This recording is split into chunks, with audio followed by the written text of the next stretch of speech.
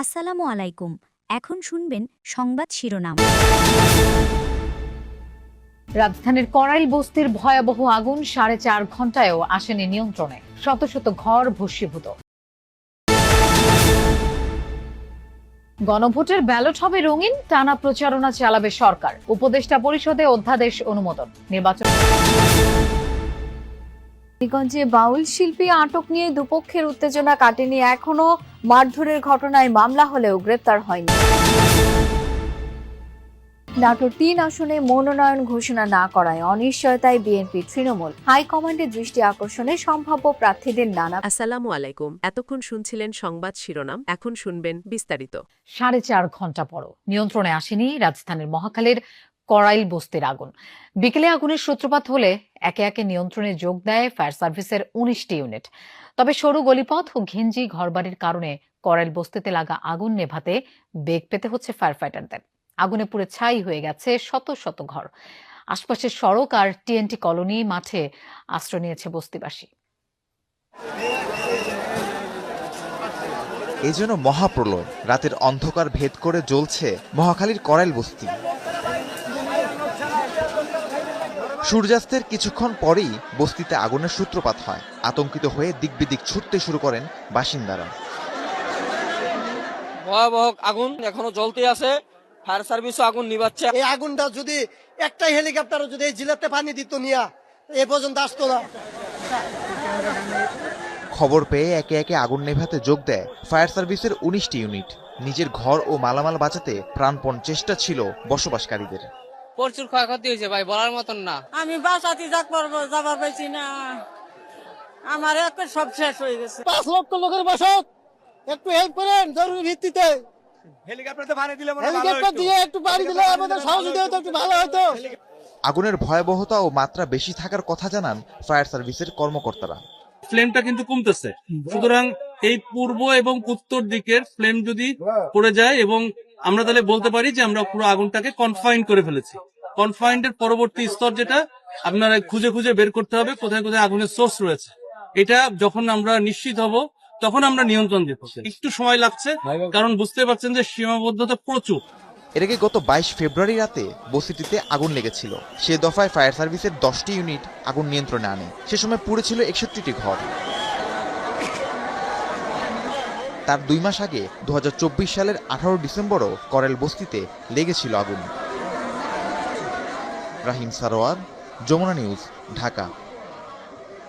রাজধানীর করাইল বস্তির আগুনের খবর কভার করছেন আমাদের সহকর্মী তানভীর সিদ্দিক টিপু। আমরা তার কাছে যাচ্ছি। টিপু, 4.5 ঘন্টা পার হয়ে গেল, এখনো জ্বলছে আগুন। আগুন কি এক জায়গায় আনতে পেরেছেন ফায়ার ফাইটাররা, নাকি এখনো ছড়িয়ে যাচ্ছে অন্য জায়গায়?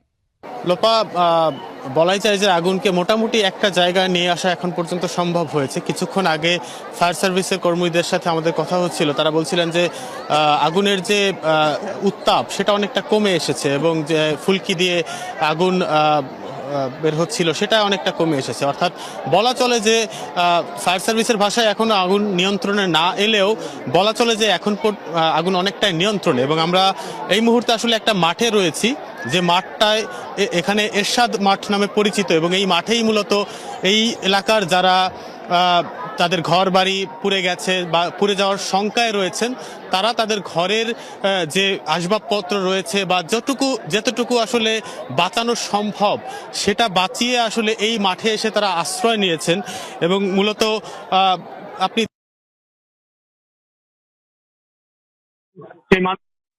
প্রত্যেকটা ঘরের মানুষ হবে এবং সেই মানুষের আপনি প্রত্যেকটা ঘরের যে মূল্যবান আসবাব এবং যে যতটুকু হাতের কাছে পেয়েছেন সেইটি কিন্তু বের করে এনে এইখানে তারা অবস্থান করছেন। আমরা টিভি, ফ্রিজ থেকে শুরু করে আলমারি বা হচ্ছে ঘরের কাপড় চোপড়, অর্থ সম্পদ যতটুকু সম্ভব ততটুকুই তারা আসলে বের করে এনেছেন। এবং আমরা প্রায় দেখেছি যতগুলো পরিবার এখানে এসেছেন বেশিরভাগ পরিবারের সাথে করে ড্রাম রয়েছে, পানির ড্রাম যেগুলো থাকে সেইগুলোতে ভর্তি।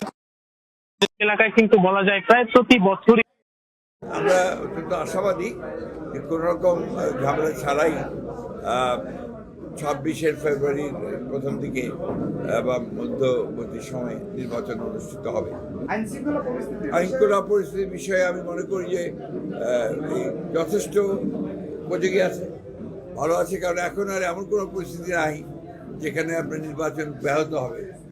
নাটোরের 4টি আসনের মধ্যে 3টি আসনে সম্ভাব্য প্রার্থী ঘোষণা করেছে বিএনপি। এর মধ্যে নাটোর 3 আসনে এখনও কারো নাম ঘোষণা না করায় প্রার্থী ও সমর্থকদের উদ্বেগ উৎকণ্ঠার শেষ নেই। প্রার্থীরা দলের নীতি নির্ধারকদের দৃষ্টি আকর্ষণে মিছিল, সমাবেশ, 31 দফা নিয়ে জনগণের কাছাকাছি যাওয়া সহ পালন করছেন নানা কর্মসূচি। সাধারণ ভোটারদের প্রত্যাশা, গুরুত্বপূর্ণ এই আসনটিতে দল যোগ্য ব্যক্তিকেই মনোনয়ন দেবে, যাতে দলীয় প্রার্থীর বিজয় সুনিশ্চিত হয়। গেল 3 নভেম্বর সারা দেশে 237 আসনের মধ্যে নাটোরের 3টি আসনে প্রার্থী ঘোষণা করে বিএনপি। তবে সিংড়ায় নাটোর 3 আসনে এখনও প্রার্থী চূড়ান্ত করেনি দলটি। আসনটিতে দলীয় মনোনয়ন প্রত্যাশী 5 জন। এরা হলেন 2008-এর আগে টানা 3বারের এমপি ও দলের নির্বাহী কমিটির সদস্য কাজী গোলাম মোর্শেদ, উপজেলা বিএনপির সাবেক আহ্বায়ক আনোয়ারুল ইসলাম আনু, জেলা বিএনপির যুগ্ম আহ্বায়ক দাউদার মাহমুদ, মুক্তিযোদ্ধা প্রজন্ম দলের কেন্দ্রীয় সাধারণ সম্পাদক ব্যারিস্টার ইউসুফ আলী ও ঢাকা বিশ্ববিদ্যালয়ের জিয়া ছাত্র পরিষদের সাবেক আহ্বায়ক এনায়েত করিম রাঙা। দলের নীতি নির্ধারণী পর্যায়ে নিজেদের অবস্থান জানান দিতে সমর্থকদের নিয়ে প্রায় প্রতিদিনই মিছিল, মিটিং, সভা সমাবেশে নিজেদের ব্যস্ত রাখছেন মনোনয়ন প্রত্যাশীরা। সন্ত্রাস, দুর্নীতিমুক্ত একটা নতুন বাংলাদেশ গড়ার যে স্বপ্ন দেখছি আমরা, সেই বাংলাদেশ গড়ার আমি একজন সাধারণ কর্মী হয়ে আপনার আমার নেতার পাশে দাঁড়াতে চাই। বিগত 5 বছর ফ্যাসিস্ট বিরোধী আন্দোলনে নিজেকে সকল কাজে সক্রিয় রেখেছি। আমি বিশ্বাস করি যে আমার প্রিয় নেতা, দেশ নেতা তারেক রহমান সাহেব আমাকেই মনোনয়ন দিবে। বিএনপির ভারপ্রাপ্ত চেয়ারম্যান তারেক রহমান ঘোষিত 31 দফা নিয়ে সাধারণ ভোটারদের কাছে যাচ্ছেন কেউ কেউ। এই আসনের কাণ্ডারি হিসাবে নিজেদের যোগ্যতা তুলে ধরছেন তারা। দল যদি আমাকে মনে করে যে আমাকে দিবে, আমি মননে কাজ করব সবাইকে নিয়ে। আর অন্য কাউকে দিলেও ধানের শীষের কাণ্ডারি হিসাবে আমি তাদের জন্য কাজ করব। 2008 সাল ছাড়া কোনো সময় কিন্তু এই আসন হাতছাড়া হয়নি বিএনপির। সুতরাং এই আসনটাকে পুনরুদ্ধার করার জন্য বিএনপি অবশ্যই একজন যোগ্যতম ক্যান্ডিডেটকে বেছে নেবে। 31 দফার আলোকে আমি একজন বিএনপির কর্মী হিসেবে মাঠে আসি এবং দল যাকে নমিনেশন দিবে তার পক্ষেই আমরা ইনশাআল্লাহ ভোট করব। 3,08,794 জন ভোটারের আসনটি বিএনপির শক্ত ঘাঁটি বলেই পরিচিত। তাই দেখে শুনে যোগ্য প্রার্থীকেই দলীয় মনোনয়ন দেওয়া হবে প্রত্যাশা ভোটারদের। শিক্ষিত, নিষ্ঠাবান, সৎ এবং দুর্নীতিমুক্ত, তার মানে এক কথায় ক্লিন ইমেজে প্রার্থী তিনি সিলেক্ট করবেন। গ্রুপিংয়ের কারণে সিংড়াতে প্রার্থী সিলেক্ট করতে একটু কষ্ট হচ্ছে এবং আমরা সাধারণ জনগণ খুবই বিভ্রান্তের মধ্যে আছি। এই জন্য একটা সুন্দর প্রার্থী চাই, যে এই 17 বছর আন্দোলন করেছে, সংগ্রাম করেছে, মিছিল করেছে। শক্ত অবস্থান থাকলেও সিংড়া বিএনপি কয়েক ভাগে বিভক্ত। তাই তৃণমূলের নেতাকর্মীরা চান দল ঐক্যবদ্ধ রেখে ধানের শীষের জয় নিশ্চিত করতে পারবে এমন কেউ মনোনয়ন পাক। বিএনপি ছাড়াও নাটোর 3 আসন থেকে জামায়াত, এনসিপি ও ইসলামী আন্দোলন প্রার্থীরা নির্বাচনে অংশ নেবেন। নাজমুল হাসান, যমুনা নিউজ, নাটোর। কুমিল্লার লাকসামে এক তরুণের মরদেহ উদ্ধার করেছে রেলওয়ে পুলিশ।